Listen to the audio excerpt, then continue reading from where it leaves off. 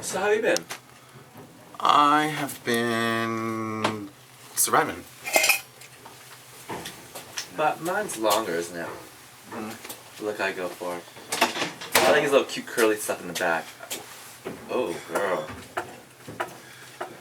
Do you like him or his hair? Oh, yeah. Back to that, girl. Back to that. Focus. Which is it that you want? Girl. Do you want to sleep with him or do you want your hair down? I will be. So, girl, you are always a survivor. Hey. Because, girl, I'm a survivor. I'm gonna make it. Should we have Beyonce on? That always helps me, girl. They say Beyonce helps you. They say Anchorage, girl, is gonna be, well, I mean, right now it's one of the top cities in Forbes magazine, places to live. Great economy, supposedly, compared to the rest of the United States. Like, People are still working here, barely. Yeah. It's rough, but... Have you seen a turnaround yet? I've seen some differences. Like, people are actually starting to get jobs, but are they making money? I mean, everybody's so debt-laden that right now they're busy trying to stay. I mean, his message was, like, we've got to learn how to control our spending. Right? You got to live within your means. Right? And how long has it been since we did your hair there, girl, sweetheart? Did you see how long it is? Yeah, it was as short as his hair when you last. Months. I mean, do you see how long those roots are? I'm like, yeah. Girl, start all over. Honey, Okay? we're gonna start from scratch. Girl, it's been like months, right? Yeah, it's been forever. Girl, I thank God you saw me today, girl. Thank you so much. Thank you. I was like, blessing. oh no, you need to come get your hair did.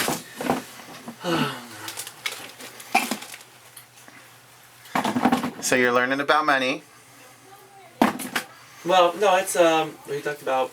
He had some really good things to say about the world economy, and I like how he showed a lot of information about patterns in the past. Right, that's always nice to learn from our mistakes in the past and learn about the cycles and where are we now in that type of a cycle and what did we do in the past to get out of that. Right, how Reagan was this hero. Only recently has Reagan become a hero. Yeah, like how he was able to bring the United States together on social and economical issues. How did he have a flat tax like across the board or something like that? No. But the other thing that he did really well is he talked about Who was it? Where did you go? What were you doing? So JJ invited me some lunch. I'm like, girl, free lunch? I'm there, okay? Because every meal I've had since I landed on Sunday night has been free. Right? I have been very, very fortunate to be here on BP's dime. And then JJ invited me, girl, why is your Alaska makeup clean thing upside down? Focus. Okay. Alright. And so JJ invited me to this luncheon, AEDC. I'm like, girl, are you inviting me because I'm ADD, girl? What's this AEDC thing, right? What are you talking about? I don't even, Alaska Economic Development something or other. Summit. So, some fun thing. Something they're always 1,500 people of all businesses. Yeah, something they're always whining and bitching about. Yeah. Right. And it's all Republicans. I've never been to the Dining Center before, like that, right? Upstairs in the big room. The whole room's completely packed. Right. Everybody, in jackets and everything, and here I am, like, shirt. What's up, girl? JJ's like, is that enough chest you're showing? I'm like, girl, I can show more, okay? He's like, one more button. I'm like, all right, undo, and I undo my button. He's like, no, button up it. I'm like, girl. Get over it. Hold still. Look down, please. There we go. So, I sat at the Anchorage Chamber of Commerce table, fabulous table right in the very front, but off in the very corner. But we were by the window. See it's a beautiful building, like beautiful view outside, and their goal, the AEDC's goal, is to have Anchorage be the top city to live, work, and play in by 2025. And girl, I'm like, well, as soon as you get sunshine here, it will be.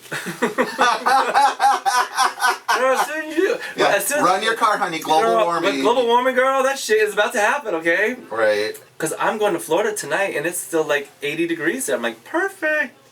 When usually it's like bitter cold, right? I'm like, global warming ain't all that bad. It happens. Deal with it. Like I was just reading that serenity prayer in the bathroom. You know, God, give me the serenity to accept the things that I have no control over. Right? Girl, the weather could be one of them. Ice ages happen. Right? Yeah. And the courage to do the things I can. So Florida, you're going to see Which, your family. you know, I walked to the Denina Center from JJ's office building instead of just driving around. What was your question? Florida, family. Oh yeah, so my little nephew Jackson, who is 8 months old, and my sister arrived like 2 days ago. Walter is currently in the plane, flying there now. Yay! I'll be there. So you know, my big 40th birthday celebration will basically be this coming week. You know, it's like a little family reunion type thing. Right. So yeah, it's gonna be fun. I'm really excited. I couldn't figure out if you were 39 or 40. Yeah, big 4. Oh, girl. I hit it. Yeah. But it was a fabulous day. I mean, I was at work and I was just thankful to have a job, right? I'm thankful that I have a great job that I love the people I work with. We are doing amazing things. The reason I came in early on Sundays because we're having BP's one of their top 10 biggest impacted, biggest expense turnarounds. TAR. You know, because not only the cost of what we're doing, but also the impact of like having the oil production shut down and deferred while we're down for a week or for a month, for 4 weeks. And just like, you know, this team that they brought together, you know, this is like one of the third or... So what is going on up there? Like every facility, right, needs a spring cleaning, right? You need to go through and shut down everything and just fix the stuff that needs to be fixed and clean the stuff that needs to be cleaned. Our facility, CCP, the central compression plant that takes all the gas from all the other facilities and pushes it back into the ground, has never been shut down. Ever. And usually you do it on like a 3 to 5 year cycle. So all the other facilities are going through these like 3 to 5 year cycles, getting all their things clean. And we've never had this opportunity. So there's a lot of things. And everyone thinks like, oh, it's gas, it's clean, you don't have any corrosion, you don't have any oil, you don't have any water. Who thinks that? Like the people in the street? The business. BP. Right. But you know, we have welded in valves that are no longer holding because of the large differential pressure that goes across them, and the soft goods that seal the valves are blown out. Right. Right? And we can't just change them because they're welded in place. So we're basically the main crux, I guess, the main goal of our turnaround is to cut out a lot of these boundary valves, like block valves, that we depend on for isolation that aren't holding, and putting in flanges, welding in flanges, so we can put in a flange valve that can easily be replaced in the future. Right. Right. That it'll be like a minor shutdown in the future because we'll just shut down, take the valve out, put a new valve in. Right. And you'll have the way to shut it on and off. Yeah. Without having to shut down the whole system. So I mean, it's never been done before. We've never shut down. We've never isolated. We've never purged. All the procedures are new. You know, plus all BP's new. Like you have to have double block and bleed to isolate stuff. Where that's a new philosophy. It was never set up like that originally. This is the oldest facility up there. So it's really cool. Like this huge. Because there's 2 other facilities shutting down at the same time to shelter, right, their work under our shutdown. And we're kind of sheltering under the TAPS, the Trans-Alaska Pipeline shutdown. They do this once a year, like once or twice a summer. They purposely shut down or slow their production so they can do this maintenance, right? Right. And we're kind of we're sheltering a little bit under that, but theirs is only like maybe a 3-day outage. And so So it's all eyes are on this turnaround. Like this is we have lots of we hired a whole engineering firm like CH2M to do we have a team of engineers just doing packages for us. Right, that's really cool. We have 2 facility engineers just doing turnaround reviews. And we have all like these really great players preparing for this turnaround. It's really exciting, right? It's a very exciting time to be there. I plan on being there for all 6 weeks of the turnaround. You know, they want me and my alternate, our challenge engineers and their alternate, the turnaround engineer and their alternate. All 6 of us are going to be up there working days and nights during this turnaround. So, which is end of July, August. Mm-hmm. So I'm totally stoked about it. I mean, it is really fun and exciting. There's going to be over 100 people there at our facility. All using their brains. Just, you know, working. And, like, it's going to be like Fraggle Rock, right? It's going to be like a little anthill that got, like, you know, kicked in, and all the ants are coming out and fixing it. So, I'm very excited. So you're doing your traveling now, then? Yeah. I'm taking a week vacation in February. Mm-hmm. And then my second week I'm going to take in December for Thanksgiving. Mm-hmm. And then those 2 extra weeks I'm going to work in the summer, I'm either going to get, you know, compensated monetarily or in a combination with time off. So, you know, I asked my boss to, like, set up a structure of rules that we know how to abide by. Like, you know, oh, we're being asked to work this extra time. How are we going to get reimbursement for that? So that's really exciting. My alternate is phenomenal. I mean, I've been with her. She picked me up on Sunday, and I've been with her, like, every day, every minute. No Thomas, no JJ, no friend, no boys, none of that stuff. I've just been hanging out with her. She's just this cute little Filipino girl, really smart, like, my best friend, you know, like, picks me up from the airport. We go to coffee in the morning. We like the same things. I went to this hot hula class with her last night. She comes in and works, even though on her time off, you know, just because I'm asking her to come in with me, so we're, like, you know, on the same page. So it's a really good team of people. We have a new engineer starting, so we met him together for the first time yesterday. Tall, he's like 5 something. I'm like, holy tall. It's a tall glass of water. Mm-hmm. Walter's doing wonderful. He's really happy. You know, he was in Mexico for like 2 months. Right. And doing time, you know, time with his mom and his nephews and his sister and aunts and things like that. And then we did a trip, you know, with his friends. That was really fun. Then we went to Puerto Vallarta for 2 weeks. That was really, you know, we got to stay in the same hotel room where we first met 2 years ago. Aww. Got and 2 years girl, already. Yeah. And so that was really romantic. We were there I got there the day after Christmas with Thomas and Elias. Mm-hmm. And he was there. He'd already, he got there the night before. Or I guess that morning. And, you know, just fun. Like, it's just packed down there between Christmas and New Year's. And just fun. We had a really good time. And just, you know, just everything's walking. You don't even, like, have to call to make arrangements with Thomas and Elias. You're just walking down the street and you run into them. You know, that happened twice. Like, right on New Year's, like, 11 o'clock p.m. we just saw them, you know, like on the street. We're like, oh yeah, let's do it, you know, let's get our shots on because we only got an hour. And just fun, you know, just really, water was amazing. I love just swimming in the ocean. He got a big tattoo, his first tattoo. I saw part of that, yes. Oh, I was there holding his hand while he's crying, you know. Did he cry through Oh it? yeah, I mean it was big, right? It's like Angel two big wings, yeah, right? Like that, awesome. about that big. And you know, in memory of his grandma, his passing grandma, and he has a big G in the middle, kind of ties it together, in like the shape of clouds. And that was his idea. And like he wanted this little one. He got a little one when he was like in Mexico while I wasn't there, and I thought, oh, I can't believe he got a tattoo without talking to me about it. You know, he kind of mentioned it, but I thought, what? Are you kidding me? It's his skin. Right? I can't believe you said that. I'm the one that's gonna be looking at it, right? I can't believe you said that. I mean, I'm gonna be the one looking at it, right? He's not even gonna see it on his back. He's like, whatever. Yeah, he's gonna run around and show it off. So I can't believe you said that. Such a pig. I know. So then I'm like, well, I wish he would have talked to me about it, you know, because I would have, you know, got a bigger one on this back, like, you know, angel wings. There's not this little weird one on his shoulder.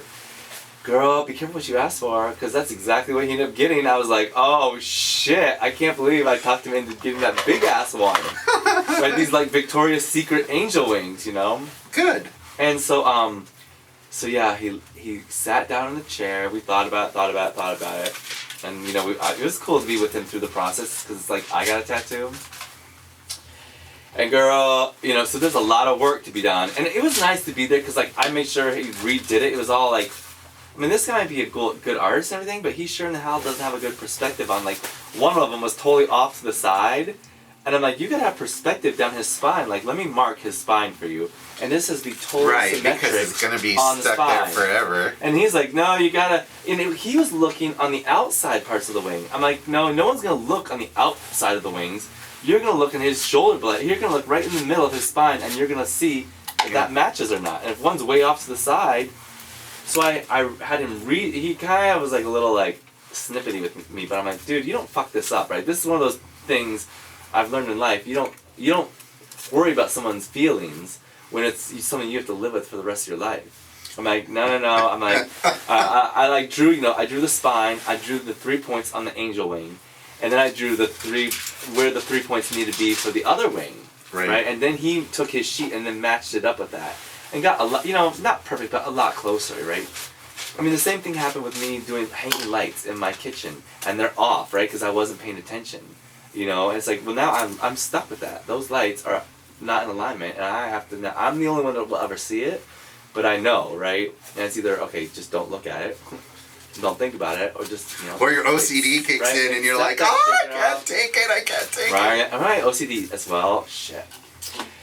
So then, so yeah, he first stuck that needle in there, and his face was just like, oh my god. Yeah, it's not hurt. It hurts. And it's like the tears just started welling up, and he's squeezing my hand and digging his fingernails in my skin.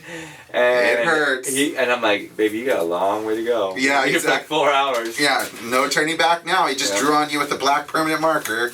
So we this is like I guess it's the day before we're leaving, yeah, because you know you can't get any sun, you can't go in the ocean, so we're like, we'll just wait till the end, right? So we wait till the end, and you know, and then we're leaving. I'm leaving the next day. He's leaving to go back to LA. I'm leaving to come here, and I'm gonna be here for my birthday. Mm-hmm. This is like on the 9th. And so afterwards, you know, there was this drag queen that we'd met on the beach, and like from LA. It was his last night, you know, performing, and so, you know, for the last 2 days, he's talking to us on the beach, like, "Hi, you're gonna be at my show." We're like, "Yeah, we'll be there." And we saw him the night before at the drag queen show that was there.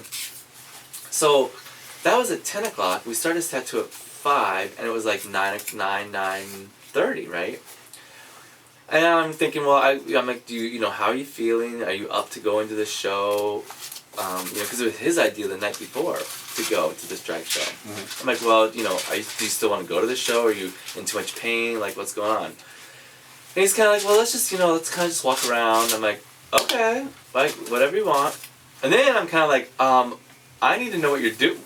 I need to know what's going on. Like, where are we going? Like, what are we doing? Like, this could be him. He's calling.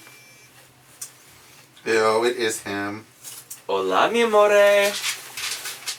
How are you? I'm talking to Joseph as he colors my hair. So I might say hello. Mm-hmm. I can tell you hello myself, baby. How are you? Who is that? That's Joseph. Mm-hmm. Oh, thank you. I'm just in Chicago. Are you hungry? What's that? Are you hungry? Where did he say he was? In Chicago? Yeah, I'm in Chicago. I just had a salad, like Caesar salad. Mm-hmm. You had it on the plane? It was a long, I bought it. It was a long, like 4 hours. Oh my god. Did they have any movies or anything for you to watch? Darling, it's Southwest.